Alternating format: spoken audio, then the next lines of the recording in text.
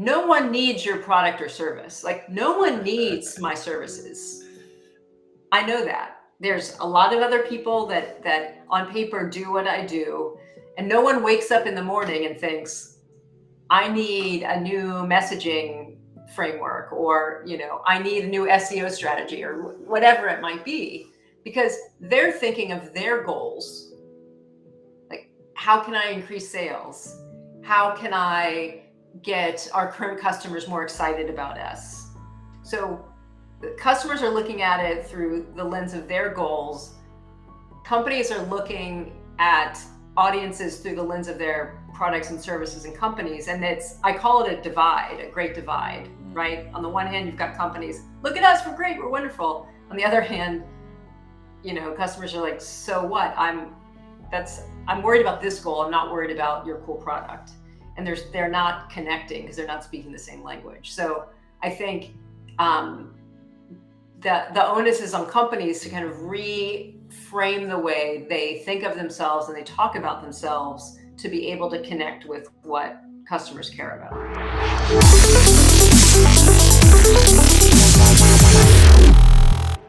Dr. Leigh George, welcome to Empathy Led. Thank you for having me. I'm excited to be here. I am very excited as well. This podcast really started as a business and a marketing podcast. And then I decided that the idea of empathy was to supersede business and marketing. So it's taking us into multiple directions, from art to business to all these different things. But it's good from time to time to come back to its original home and its original purpose. So I'm really, really looking forward to this conversation. Great, I am too. Good. So I am always fascinated by the pieces of people's life stories that they choose to stitch together to tell a coherent story about themselves. So what are the pieces of your life puzzle that are important for us to understand who you are and the path that led you here? Sure. So I think there's sort of two things that I would like to share. One is, since the time I was little, I always felt like I didn't fit in, that I just didn't, like, I was very shy as a child. And I think even later as a teenager, I just didn't seem to connect with kind of what most people thought were interesting. I was kind of a arty kid, like shaved my head, dyed my hair, did all sorts of like wore unusual things. And so I think part of that kind of feeling like an outsider gave me, made kind of community and connection, empathy, listening, all of those things we do to make others feel seen really important to me. And I always, as a child, even gravitated toward others I felt were also outsiders in some way. And so I don't know, on the professional side, I think something that I discovered in terms of kind of my journey and what shaped me was that I've taken a very kind of zigzaggy path. I think a lot of times, especially in the United States, and definitely during the time I was growing up in the 70s and 80s, the thought was that you'd get hired by a company and stay there the rest of your career, and you would do the same thing your entire life. And I've been driven by my passions. And what I found is oftentimes I would do the thing I was really excited about. So earlier in my career, like even in college, I would do internships at art galleries because I thought I wanted to work in the art world. And this was in New York City, which was kind of the center of the art world. And I discovered I hated it for a variety of reasons. Yeah. So my entire life I had kind of been built up to that point. And then I was like, well, what am I going to do? This doesn't feel right for me. So my entire career has kind of been like that of kind of going towards the flame, going towards my passions, doing that work, kind of deciding, this isn't what I thought it would be. It's not challenging me, or it's not as interesting. Let me take what I've learned from that and figure out what my next step is. And so I've developed a career as much by figuring out what I don't want to do as much as through figuring out what I'm passionate about. Oh, I love that. I'm probably gonna spend most of the time on that professional side, but I want to touch on something you said on the personal side. Actually, a follow-up question to that. So clearly outside you felt like an outsider, but I'm interested in seeing the role that your parents played within all of that. Were they supportive of your ex, um, how do you call it? Were they supportive of the shaving their head? Did they understand? Were they supportive of all of that? No. So I grew up in Atlanta, Georgia, which is in the deep South, or the South of the United States in the US. And while my parents are not conservative, they kind of identify as more progressive. There's definitely a sense of like what you do, how you look, especially when it comes to kind of social, how you present yourself socially. So I don't think that they were too thrilled with any of that. Yeah. Ah, that's super interesting. So, from a professional standpoint, then I really like this idea that most of us struggle to find what we love, but really the answer is quite simple. It's difficult, but it's simple. It's try as many things as you can until you find what you like. But what I think is remarkable about your path is that for most people, this idea of I've already invested so much time and energy into this, therefore I'm going to double down instead of starting anew, do something else. Where did you find this seeming, I don't know if it's courage or just natural ability to recognize when it's time for you to move on without at least seemingly not having too much attachment on the sunk cost? Yeah, I think, to kind of tie my professional journey to kind of the stories of my childhood that I shared is that kind of part of my outlook was always kind of challenging the status quo. Like I wanted to understand it, but then kind of think about, well, why are we doing it this way? Because it doesn't seem like that makes a lot of sense. And so I think in the example of the art world I gave you, I just was like, why is this exist? Like I just didn't like the way it was set up because it seemed to be more about like money than it was about art, which as a grown up now, I think, of course, Leigh, that's the way it works.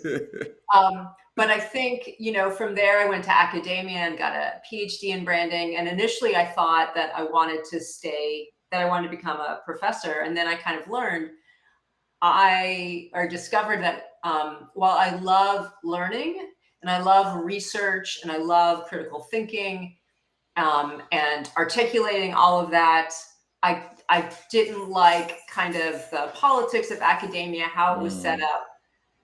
It didn't seem worth challenging. So when you say kind of how do you have the courage or whatever it might be to kind of abandon something, it to me, that sort of was never a question. It was more like I would always go back to myself and kind of what authentically makes sense to me, what feels right, because I can't do anything halfway. Like I have to feel I have to be excited about what I'm doing. I can't do it just for a paycheck or just because it is at a prestigious or sexy company. Like there has to be something in it where I'm constantly learning, growing, and developing. So I think that looking through it through that frame makes it really easy for me to say yes or no to whatever the situation is. Yeah. Have you been able to reflect on whether this rebellious mindset or this willingness to challenge the status quo is fully attributed to nature, the way you are wired, or have you been inspired by other people, other things to follow that path essentially? Yeah, I'm sure it's a combination. And I think to me, always the people doing the most interesting things are the people innovating or doing something different than everyone else is doing. So, I've always found it like conventions and traditions are easy to learn because they're kind of baked into our lives and we've internalized them. And so that seems really boring to me. And obviously a lot of conventions and traditions and institutions are actually harmful to huge groups of people because of systemic racism and other things. And so I'm really interested in kind of what's the like those institutions, those conventions don't exist in a vacuum. They were created at a particular place and time to serve particular interests and continue to do so, which is why we keep them around. And so I'm really interested in kind of peeking behind the curtain, so to speak, and asking questions about things that we take for granted. And then also being really inspired when something new happens. That tends to happen more and more in youth culture, because you've got kind of younger kids who are also kind of chafing against the way things have been done in developing their own languages and practices and all sorts of things. So I'm always interested in people who ask questions about things that have been taken for granted and kind of explore different ways of doing things. That's really exciting to me. So I think it's kind of a combination of the kind of my environment as a child, the way I was, but also just the things that I've tended to gravitate to throughout my life. Yeah. Some people are really critical of podcast where the host asks background questions about the guest upbringing and all that. And while I agree that you shouldn't perhaps belabor on that section of the interview, like this is a perfect example why I love starting there. Because now all of a sudden we have so much context about who you are and so much context behind the name you chose for your company, which is Freedom, and how you describe the company, which is a branding and marketing strategy, a strategic branding and marketing an agency. So Right. I want you to explain really the freedom behind the name, what that Yep. come from, and I'm particularly interested in hearing what an agency means. Sure. So I after academia, when I decided I didn't want to do that anymore, I kind of realized as I was working on my dissertation that I really wanted to be doing the kind of work, the kind of branding work that I was studying. And so when I left academia, I went in-house and then went to several agencies and thought that that's what I would do the rest of my life. And then I got to a point where I just felt like this isn't working. This model doesn't work for me. I'm burned out. I'm exhausted. I'm not really doing good work because you're just kind of constantly being pressured to churn out things. The promises being made to clients are like ridiculously inflated given timeframes that are like the reality of the timeframes. And I also felt like the model didn't work for clients because agencies are really focused more on kind of themselves, their awards, and not so much on what makes the most sense for the client. And I found myself developing really good friendships and relationships with clients, and being really interested in, how could I create an experience where I got to do the work that I love, that I feel is really kind of the bedrock of any creative enterprise, and that's strategy, and do it in a way that was very collaborative and really acknowledged the stressors that clients were facing. And so that led to 8 years ago, founding my own, as you say, unagency. And I wanted to signal that I do things differently. This is not kind of what you're used to. This is a completely different approach. And because what I saw is that in-house marketers are in meetings all day long. they literally have no time to do anything because they're in meetings. And then when they're not in meetings, people are either emailing them incessantly or stopping by their office or messaging them about kind of where's the email, where's the social campaign, and kind of treating them like Kinkos. So they're constantly on their heels, constantly reacting. They have no time to think strategically, no time to really think about what is the brand, how does it evolve, does it even reflect what we're doing anymore? And so the idea of freedom is to kind of carve out some protected space for in-house marketers so that they can actually do the deep thinking that they need to be effective at what they do. Yeah. You touch on an idea that I also somewhat obsess on, which is you talked about agencies for the most part doing things and looking at their work from the vantage point of what it is that they want from their self-serving interest, and this is a trend that you talk about all the time, that companies do as well, right? As companies and brands, they approach marketing, they approach business from the vantage point of who they are, from the vantage point of what they want versus from through the lens from which the customers or the people that seek to serve are trying to interact with them. So I want to touch on the agency. What are some of those changes that you are bringing to your an agency to revert and to kind of serve as a model for any would-be agency that wants to find greater alignment between the interest of the clients and theirs? Yeah, that's such an important question. It's a big question. So there's a lot of things. So one is kind of the logistics of the business. So one big thing I did was I do not use a billable hour because it sucks. It takes so much time to track your time, and that time can be used to deliver value to your client. So I use a flat fee for all projects. I don't track my time.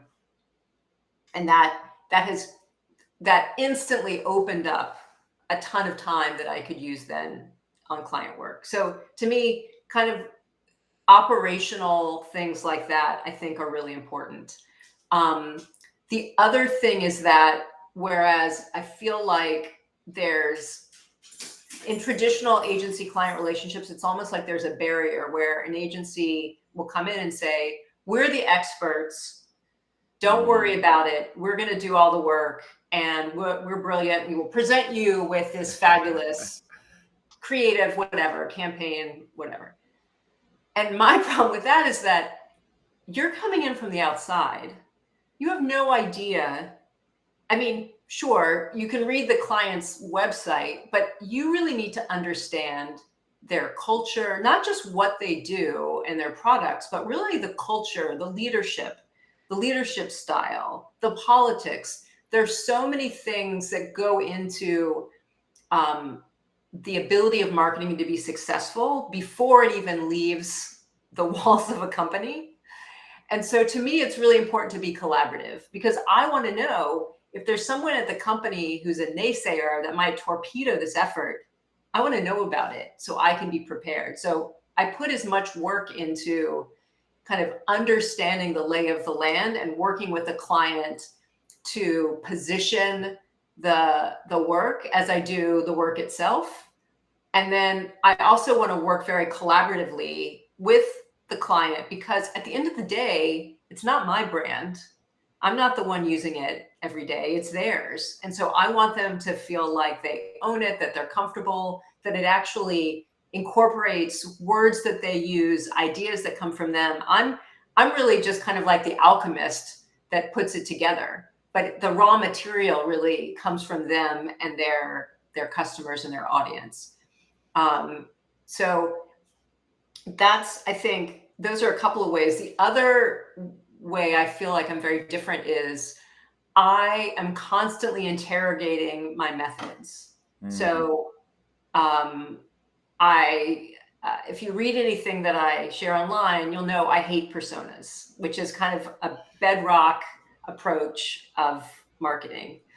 And then even message framework. So if you think about a traditional message framework, it has like the audience is at the top, and then it has product features and benefits and proof points, and it's like long and very complicated. I don't know how anyone ever uses it.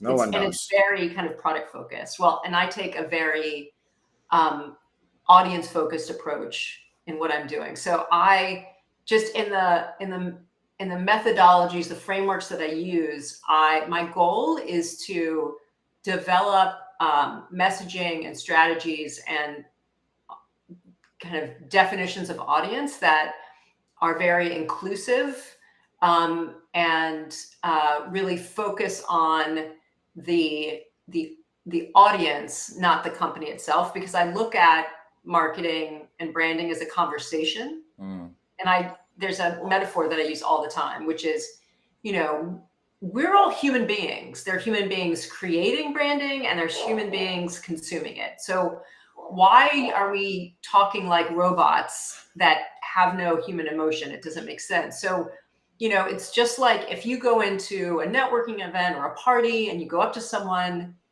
and all you do is talk about how great you are, your professional accomplishments, the kind of car you have, what school you went to, what does the other person do? They look right and left and they're thinking, how fast can I get away from you? Right? Because there's nothing to connect. They've shown no curiosity towards you. There's nothing that you have to kind of start a dialogue. And so I think that kind of sums up traditionally a lot of marketing and advertising that you see today. And so I want to create marketing that is like an invitation to the audience to engage with the brand. No, I love that. Yeah, help the brand have something to say that's worth listening to, because that's something else I feel really passionately about is that marketing, a lot of agencies and companies are treating marketing like this arms race. We've got to get as much into market as possible because attention spans are low. And so we just have to bombard people with stuff in the hopes that they catch just one of them. And really, that's not how it works. It's not that there's a lot of noise, although that's true. It's not that attention spans have gotten smaller. It's that no one is saying anything worth listening to. That if because if you say something that connects with someone, you stand out like a spark, like a beacon. And that's the way to get someone to pay attention, is to say something that connects with something they've been feeling or worried about, or whatever it is. And so I think that's the real challenge. Yeah, that is the real challenge. That is the thesis that our agency is trying to solve. And for us, the answer, at least initially, is empathy, is to deploy empathy for the people that you seek to serve, your audience, understanding who they are, what they aspire to, what fears and insecurities drives them, and on and on and on. So what I'm really interested in, from your point of view, then, is, for me, there seems the challenges are at two levels. There is the individual, the marketer, or the business, or the entrepreneur, who comes to his work or her work, their work, with some level of bias, right? Some level of blind spots. We have an egocentric view of the world. So naturally, it bleeds into our work and the way we do things. And then at the company level, we naturally are set up to pursue our own interest. We are set up to increase revenue, improve profit.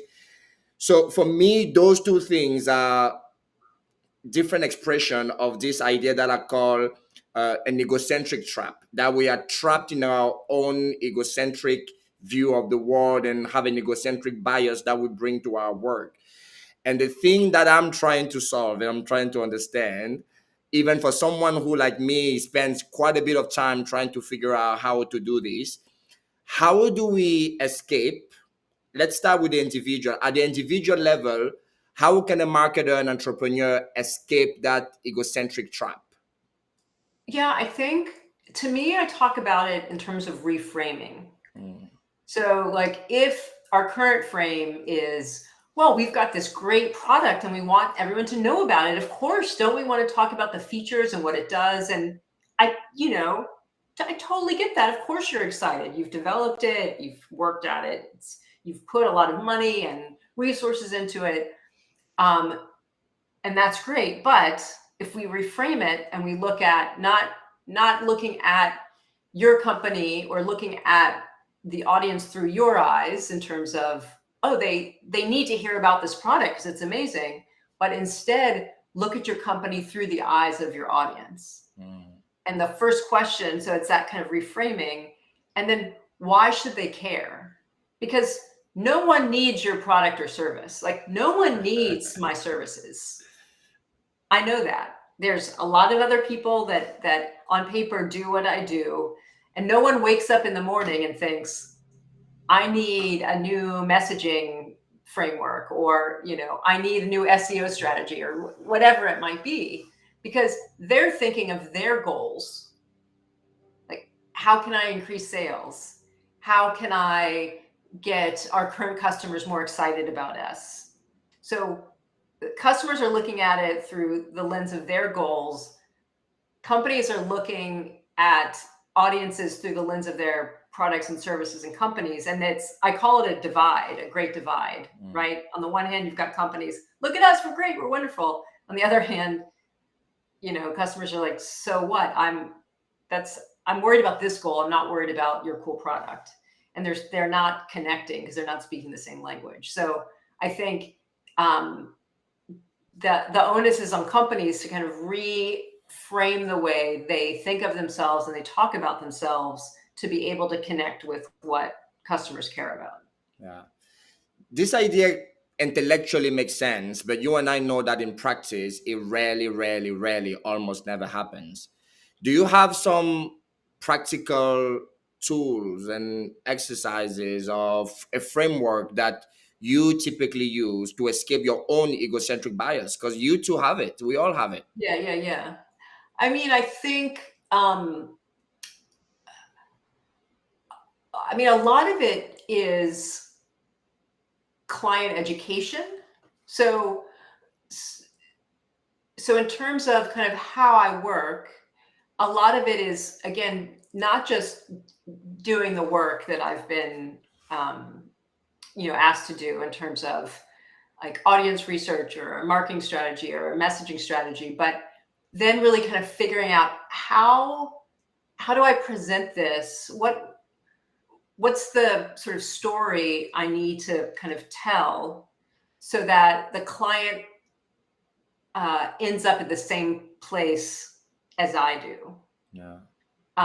So a lot of that is really getting them to understand, kind of taking them out of their bubble and getting them to look at and think about, you think you know who your competitors are in terms of other companies in the market that do what you do. But let's look at competitors from your audience's perspective, because they don't think market when they're looking for a solution. Lots of things could be a solution that have nothing to do with what you do. So that's some of it, is kind of giving them examples and kind of showing them the world through the audience's eyes, so that they can kind of get their head out of their company and see the bigger picture. Yeah. So really taking that reframing I was talking about and really bringing it to life for them. And for me, I find that that's one of the many things we as consultants or outsiders bring. It's just a different vantage point. It's different perspective. Mm-hmm. To your point earlier, the client usually is the expert on their business, right? Our job is to provide a different vantage point and to bring a set of tools that they need in order for them to see better, to understand better, to have a different vantage point from which they can look at the company, they can look at the business, and therefore have some clarity on the best way forward, on the best way to communicate, and the best way to communicate value and connect with the people that they seek to serve. And I think that is, yes, we bring some expertise, but I think that different vantage point, unencumbered from the burden of running the business, unencumbered from the investments that have been made, and unencumbered from the biases that they have, we bring a different vantage point, a different perspective that I think is super, super valuable for a company. Because as the saying goes, it's very difficult to read the label from inside the bottle. And when you bring somebody that's come from an outside perspective, you have a little bit more of that. Right. So there is so much talk about, and being more inclusive in marketing. Again, something that intellectually makes sense, but that, as it turns out, is super, super difficult to put into practice. How can we, as an agencies or inside in-house marketers, really go about trying to create more inclusive brands? Yeah, I think that's something that I've become really, really interested in. And I think it goes way beyond representation. So showing different kinds of people in your marketing, which you absolutely should do.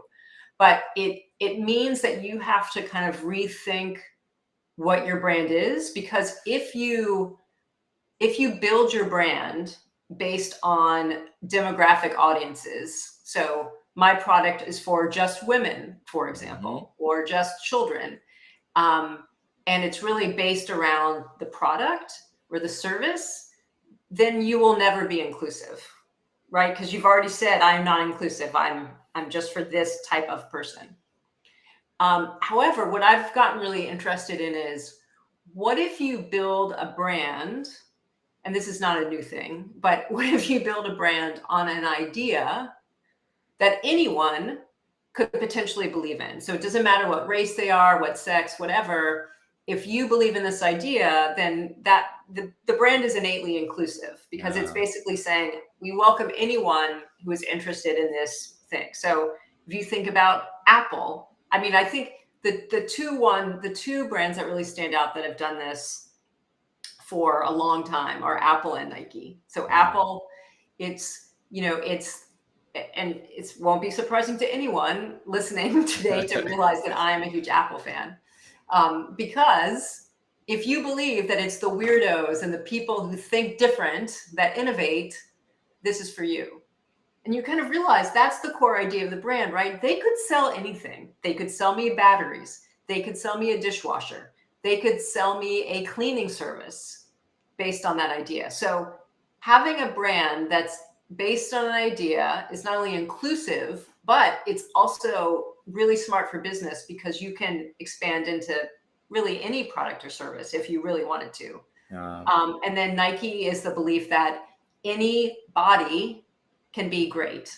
You don't have to be an athlete. So it's about kind of determining greatness for yourself. And so I think in the brands that in the brand narratives and the brand stories that I work on, that's what I'm always aiming for, is at the end of the day, there needs to be some overarching purpose, some reason that the company exists beyond making money, that is the kind of the driving force, and that the story kind of revolves around, because that is innately inclusive. The other kind of approach to inclusivity that I'm really interested in is redefining the way that you define your audience.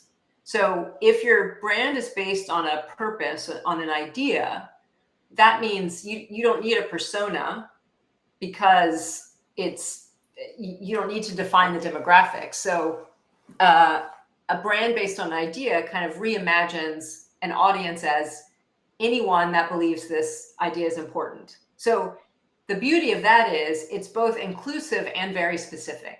So you're not marketing to everyone, but you are inclusive. The other way to define an audience that I'm really interested in is community. So, and there are many shapes that communities can take. So you could think of it as the, if maybe you're a local business or kind of a one location operation, you could think of the actual geographical location that you're situated in and that community and how you connect with them. There's an example I love of the Andy Warhol Museum.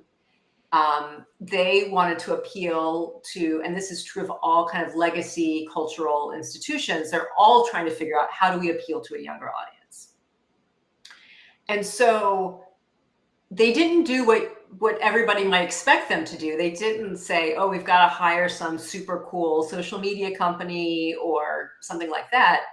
They sat back, took a hard look at themselves and asked themselves, why do we matter to these people? So they were focused specifically on where the museum is located in Pittsburgh is primarily a Black community. And so they asked themselves, why do we matter to these kids?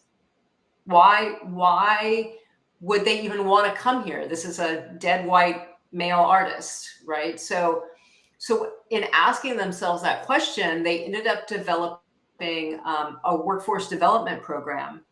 So where they would had applications and brought in some kids from the neighborhood who applied to run their TikTok account, and they trained them in Andy Warhol's art and other things that would be important for them to know running the account of this institution, and they let them go off and do their thing. So it was to me a very powerful and authentic way to think about your audience and thinking about why you matter to them and creating a partnership with them and kind of a co-creation. The other way to think about your audience as community is, in most businesses, right, you can think of your users or your customers as a community. And they probably share similar interests if they're all using your product. So is there a way to kind of create something for that community? There's obviously, I think community is a word that's getting tossed around a lot, and there's lots of community platforms. Everyone from bloggers to global corporations are trying to create community spaces. Which I think is really hard to do well and takes a lot of work, but it's also something that I'm really interested in because I feel like most companies, after they get your money and you get the product, you don't really hear from them again except to ask you to buy more. They're not interested in really cultivating a relationship with existing customers as much as they're interested in getting new customers. And so I'm really fascinated by using communities as a way to develop deep relationships with your customers. And I think I can't remember if it's REI or Patagonia who has developed communities around recycling their clothes. So there's like a secondary market that I think they host on their website. Yes, Patagonia does that very well. Yeah. Yeah. There are other like athleisure brands that will have classes and fun runs and things like that they organize to get people together, to come together around activities that they're interested in. So I think there's that way of looking at your audience is also really interesting to me. Yeah. No. I mean, we echo so many of the ideas that you share. I think one of the things for me that I see brands are having a really, really hard time escaping the egocentric trap, that divide that we talked about, is that most of them are focused on the outcomes that they are after and do not understand how to get there in a more strategic lingo, right? They focus on the lagging indicators and not on the leading indicators. And I'm going to take that Warhol Museum example as an example. When the focus is let's figure out how we're going to connect with younger people. Let's focus. Then you come up with all these ideas because your focus is on that outcome. But an outcome is a result. It's a result of having done something. Therefore, your focus should be on what is the thing that needs to do to produce the outcome, to produce the result that we want. And for the museum, it was, well, if we want them to care about us, well, maybe we should say I love you first. Maybe we should figure out what they should care about us. And if we do that piece well, then the result will take care of itself, right? As a score analogies, the great coaches often say that the score takes care of itself. Let's focus on preparation, performance, the things within our control that we know can yield the outcome that we are after. And I see that in marketing and in business all the time. Everything that companies aspire to are outcomes, not goals. Mhm. Revenue is an outcome, profit an outcome, customer loyalty is an outcome. If those things are outcomes, then what are the things within your control that you should focus on that increases the likelihood of you yielding the outcome that you are after? And for me, that simple distinction between what a goal and what's the goal and what's an outcome has been very, very powerful for us in focusing on the right things, in focusing on the things, right? And from an economic standpoint, people buy from you because you offer something of value to them. Therefore, the focus shouldn't be on your revenue. The focus should be like, what is the value that we're going to create, because we get to capture and keep a portion of that value. That's how we make money. We make money by keeping and capturing a portion of the value that we create for a group of people or for society at large. And therefore, the focus shouldn't be on the revenue. The focus should be on the value that we have to create. And I think when companies begin to think about that distinction, it becomes a very powerful way for them to put their focus where it matters, to put their focus on the things that will ultimately yield the outcomes and the results Mhm. that they are after. Yeah, no, I agree 100%. And I think to add to that, it's not just the outcome they focus on, but the tactics. So they kind of just, like um, okay, let's just, how many emails have you sent out? How many people saw the emails? And it's kind of like, well, wait a second, why are we sending these out anyway? Uh, and so taking a step back and really kind of, to your point, thinking about what change are we trying to make happen? What's the mindset that needs to change for someone to take an action? It maybe email has nothing to do with this. And I think the digital marketing is fantastic because it opens up so many new ways to engage with people. But the problem is that people think that just because the data digital marketing provides is readily available, it's worth paying attention to. And that's not necessarily the case. So I think it's also made us really lazy because we just think, oh, let me just shoot out some emails, post them on social, do some, ads, fine. As a, rather than sitting with the hard questions that we've been talking about and coming up with a strategy that that will result in something worth a customer's time. Yeah. And the other thing that I really see is this idea that there is so much, not many people really question the frameworks that we inherited. They don't question the methodology. They don't question, right? Like we have, all of us marketers have these examples and these tools and these books, and we all just regurgitate the same stuff. And it's clear from early in your life that you've always been something that tries to think in first principle, try to question why things are being done the way they are being done. And I'm sure you find out that more often than not, there's no real reason other than, well, it's always been done that way. That's why Exactly. that's why we do it that way. Yep. So what is your advice then to younger aspiring marketers that hopefully still have a clean slate, do not have not picked up all the biases and all the things that we pick up along the way that just become automatic and that we execute on autopilot. I mean, it's funny. This is going to sound funny coming from someone with a PhD, but I get a lot of people ask me, should I go to graduate school for marketing? And I always say no.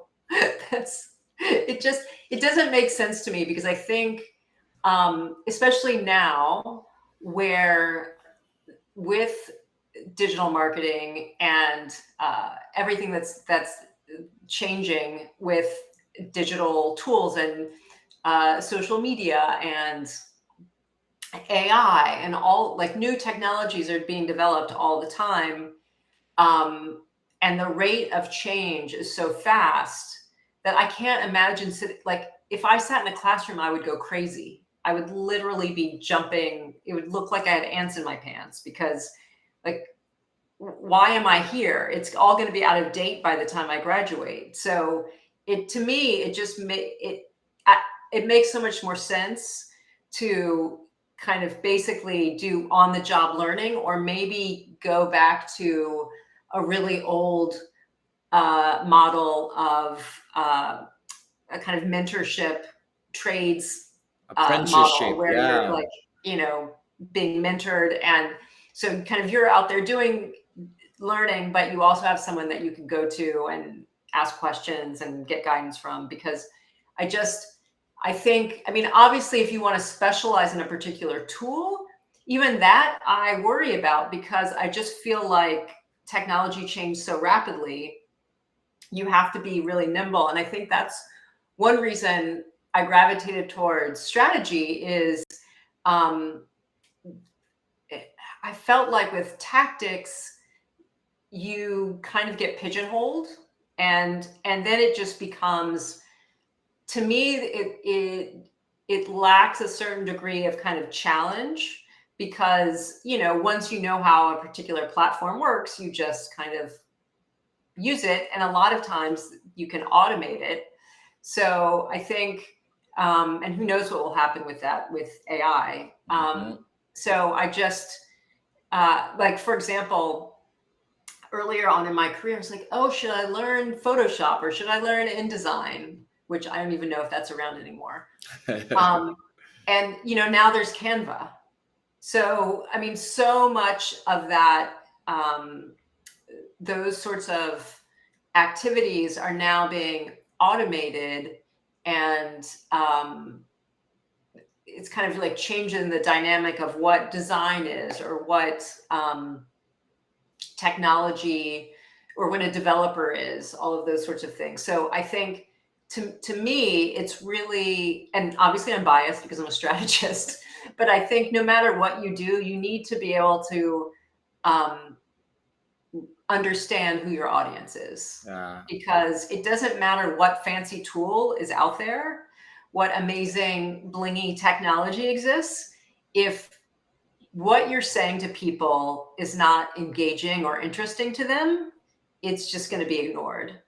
And so I kind of always come back to that, is that, do you have the material you need to craft a message that is going to stand out because it resonates with who you're trying to reach? Or are you just describing your product? For me, what I heard you say in your answer is, for an aspiring marketer to really understand the fundamentals, right? Understand the fundamentals of business before we layer on top of it even the strategies and the tactics and the products, right? What lies beneath all of that doesn't change, or changes at a much slower pace than the tools and the tactics and the strategies, right? And I think design is a great example. I realized early in my strategy career that I was going to have to communicate with designers all the time. And just like you, I wondered if the best way for me to be able to communicate with them and give them feedback they can use beyond, well, I don't like that, would be to learn how to use the tools. But I finally arrived at this place where, and this is the advice I give to young people, understand the element of design and the principle of design, then the tools don't matter all that much. You need to be able, go on. Oh, I was just going to say, although I think what's really interesting is if you look at design now, so especially design created by teenagers, people in their 20s, it throws the modernist principles of design out the window. So when I first saw some of that, and now that I kind of feel like it's old hat because it's been around for almost 10 years. But when I first started seeing those kinds of designs, which like use a lot of what I'll call ugly fonts or exaggerated fonts, it's not super legible. It's not based on a grid, all of that stuff. It's like, this is like, who likes this? Because I'm coming at it from this uber modernist, like design history perspective. And so even the things that we take for granted as being the fundamentals, right? Those are developed from a very particular point of view, serving particular interests, based in a historical moment, and they can easily be rewritten. And so I think, like, to me, what the fundamentals are is really just curiosity. Curiosity about the world and other people, and being an observer, like, instead of, because I think when there is so much change, it's easy to feel defensive and like, that's wrong, you shouldn't do that way, or what's going to happen, or fear. And instead just be curious, like, if that happens, what does that mean? What does that open up? How does that change things? And not take it so personally, but just be really curious and ask questions and learn how to connect with people, because that's what marketing really is about kind of being curious and connecting with people. Yeah. And the most fundamental thing of all is human beings, right? The way we are wired is probably the slowest changing thing of all. So if you understand human beings, what drives them, what makes them tick, what connects us, what separates us, then you probably have the best foundation of all to excel at marketing, because that is the stuff that changes at the slowest possible pace. Yeah, and I think, everyone, it's part of being human, wants to feel seen. Yeah. Like, we all want to feel like someone gets us. Yeah. That's like deeply wired into our biology. And so I think that is what I want people to feel. Yeah. Through the work that I do, that they feel like, someone noticed me. I'm not just doing this by myself, beating my head against the wall. Someone sees that, because that is the most powerful thing. Because I think no matter how noisy the media environment becomes, and we're all consumers, right? We're not just marketers. We buy things and are, showered with ads all the time. And if you think about what stands out to you, it's not because they marketed 8 million times more than someone else. It's because there was something in that ad, some message, some image that connected with something deeply in us. And for a split second, you're like, you stop and you look at it. So I think that to me is how, and it gets back to empathy, right? It's like, how can I make people feel seen and less alone in that moment? And in an authentic way, not that like I'm doing it because I'm just trying to sell something, but that in a way that's authentic to the company that I'm working with, and that is authentic to the brand. Yeah. And I think the part that people often miss about why finding that fundamental truth, that fundamental core idea that you talked about throughout this entire conversation, is that it doesn't just enable you to connect with your external audience. It also informs the culture. It informs the strategy. It informs how do we choose between idea A and idea B when both of them are two viable options? Like, those are the things when you think about companies that have achieved a competitive advantage that is sustained, is rarely one thing. Is there is this fundamental idea and this founding, this principle that is just woven through everything they do in a way that is so powerful and so reinforcing that if you were to try to copy them on one thing, you will miss it, because it's Yeah. not just one thing, it's a combination of multiple things stitched together through this core belief, through this core idea, through this fundamental purpose that they have decided. So it's so powerful to try to find that thing. Yeah. Yes. To add on to that, exactly. If you have a brand that's based on that purpose, then it should guide the products you develop, the processes you use, who you hire, the culture of the company, the leadership structure, every single decision you make, what furniture you have in your offices, where offices are located, what you wear. When brand identity first emerged in the United States in the mid 1950s, that idea was called total identity design. So it wasn't just about creating a logo and a color palette and choosing some fonts. Corporate executives believed that it was a concept that should be applied to anything that has the company's name on it. So the way people dressed, the any sort of documents or materials, the carpeting, the paint on the walls, the design of the building, everything. And I think you can only do that if you have a very clear sense of what you stand for. Absolutely. So I wanna end on a question that maybe it's not gonna maybe it's gonna open a whole different conversation. You belong to a small minority in so many ways, right? Somebody who is always looking to challenge the status quo. One of the I don't think I've ever met anybody else who has a PhD in branding. But there's also this very significant way in that you are a woman founder in this agent marketing agency world, and there are not many like you. So have you been able to reflect in what ways that has been a strength, but also could you share from your vantage point what are some of the challenges that come along with that? It's interesting. I maybe because I'm also a solo consultancy, so Mm, solopreneur. So I don't have a team. I made the decision very early on that the reason why I started Freedom was because I just wanted to do strategy. It's what I love. It's what I feel passionate about. I didn't want to have to deal with other stuff. And so I realized that if I wanted to grow by adding team members and staff, it would mean that I became a manager, which mm, meant that I would no longer be able to do what I love. I would have to be a manager, and I was not interested in that. So, so that was an early kind of strategic decision that I made. And I guess, it's interesting. I don't,